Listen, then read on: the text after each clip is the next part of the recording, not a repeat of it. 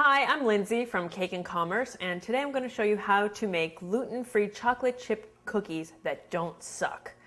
Now, the reason I developed this recipe is because I think most gluten-free cookies suck. I'm not a huge fan of rice flour, potato flour, corn flour, and I don't use them in my baking, but it seems like a lot of people do. They're fairly inexpensive. They taste pretty close to regular flour, but I don't like them, and I don't think they taste good, and they taste chalky, and no, here I am complaining, yeah. Well, so rather than sit around complaining about it, I decided to go and try to make something that tasted good.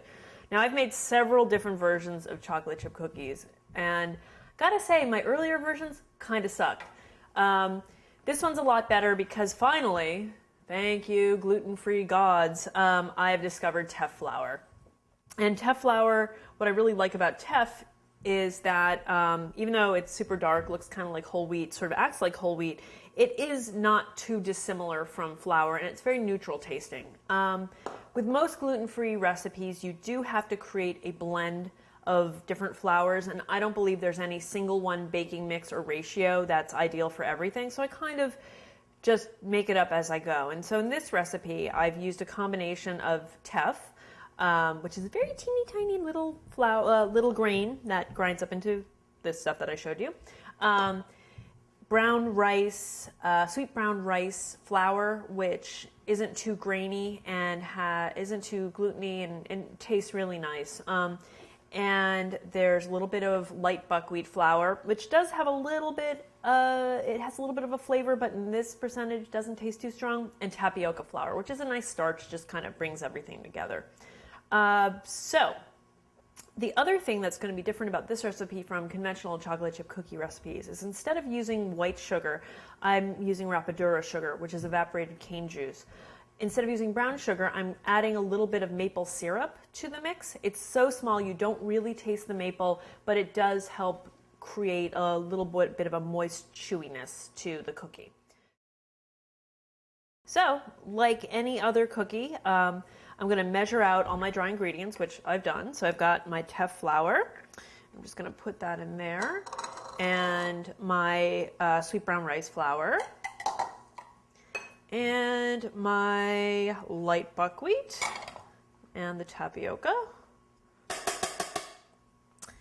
And a little bit of baking soda and baking powder. One thing about gluten-free recipes is you usually have to add about a 1/4 teaspoonful more per recipe of your leavening to it, so it'll actually rise the way regular flour rises. I guess maybe it's the weight of the flour. Not entirely sure why, but that's generally what you need to do.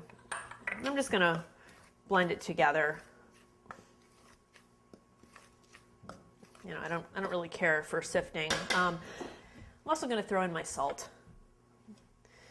Can't say enough good things about salt in cookie recipes. It just really brings out all the flavors in sweet goods. Okay, so now we can get down to actually baking and mixing and baking our cookie. So first we'll throw in our butter. I have 5 ounces of butter here, which is a stick and a quarter. I'm going to put in my rapadura, the evaporated cane juice, and it isn't necessarily a healthier sugar, it's still sugar, but it does have some trace minerals in it. So I'm just going to cream my sugar and my butter together. Ooh, it's a little squeaky when it starts. Sometimes I get a little impatient, speed things up. I'm going to throw in my maple syrup now. Okay.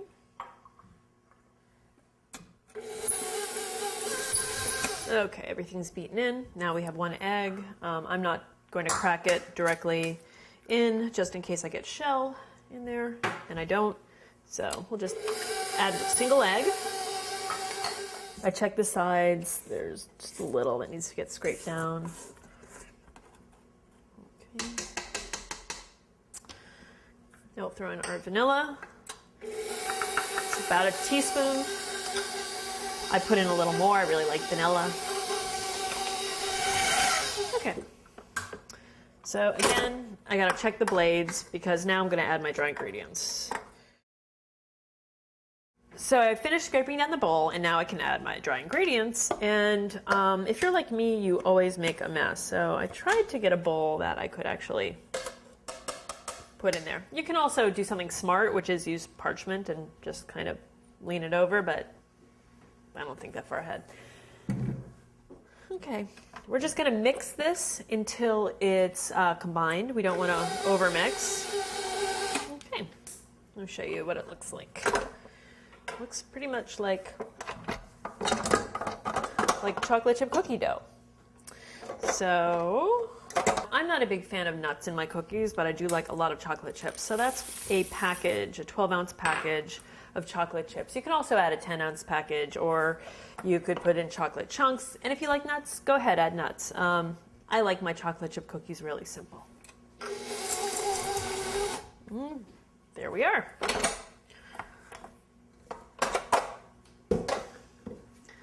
Chocolate chip cookie dough. So there it is. I'm gonna scrape it down, get it off the paddle. Don't want to miss out on any of the batter here. Then we want to scrape down the bowl. Now, at this point, we actually want our dough to sit in the refrigerator for at least 24 hours. 36 is ideal, but if you need to use it right away, go ahead. It'll still bake up really nicely. It's just not going to have the perfect baking profile, which is crunchy around the outside and a little soft and chewy on the inside. And I store my cookies in two different ways, and I'm going to show you both ways. So now we're ready to scoop and store or roll and store the dough before we bake it. So 1.5 ounce scoop, and just scoop away. What I like about scoops is everything is pre-portioned. It's exactly the same size. And you can just go, go, go. If you have really sticky dough, which luckily this is not, you can rinse it in a bowl of cold water between scoops. But this one is pretty compliant dough. So since we're just going to store these, you can just put them next to each other. We're not baking like this. When we do bake, we're going to space it out as you would, and I like to squish down the tops a little.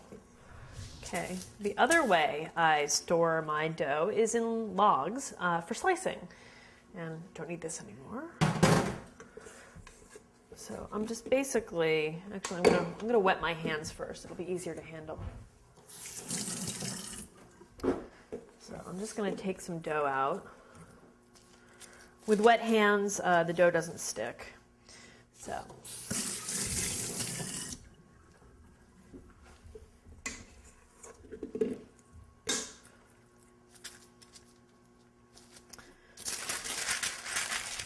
But I do want to dry my hands off first before I do the next part.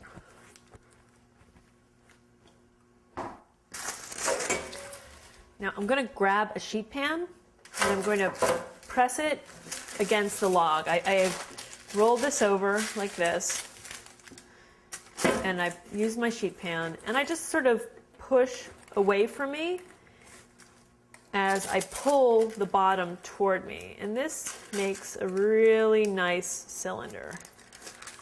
And I didn't make the most straight one this time, but pretty much works every time to get the perfect cylinder shape. And then you can just sort of store it like that. You can pinch the edges on either side.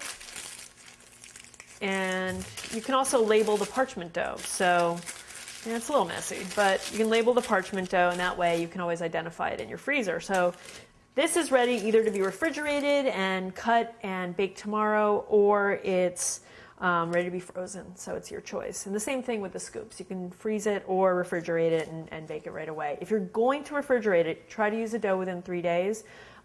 If you're going to freeze it, it holds for a few months. It's always nice to have a little dough in the freezer ready to go.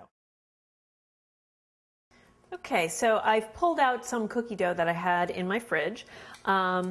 I've patted down the tops of these. If you're going to use your log, just slice about 1/2 inch off, and then you can sort of pack it a bit if it falls apart, because sometimes in the log it gets a little dry, but you can just kind of pat it back together. And this is ready to go in the oven at about 350 degrees for approximately 9 to 10 minutes. I like to check it around the 8-minute mark. I don't open the oven, I just look inside.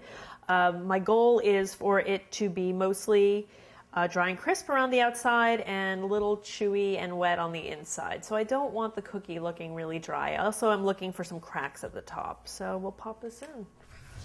So here they are, fresh out of the oven, gluten-free chocolate chip cookies. They look just like regular chocolate chip cookies. They even taste almost exactly like regular chocolate chip cookies. You can see they're a little puffy. There's some cracks around the edges. They're a little more crisp. The middle, it's going to be a little chewier. I can't wait to dig in. Hope you enjoy the recipe.